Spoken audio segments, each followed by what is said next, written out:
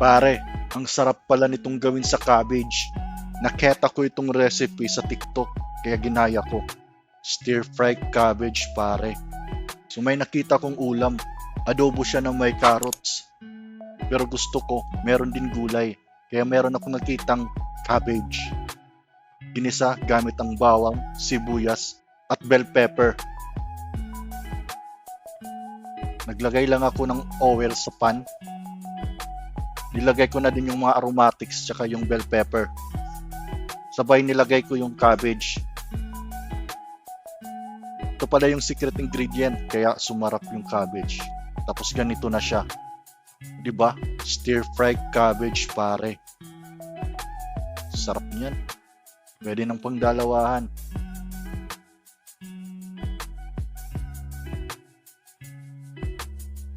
I love it.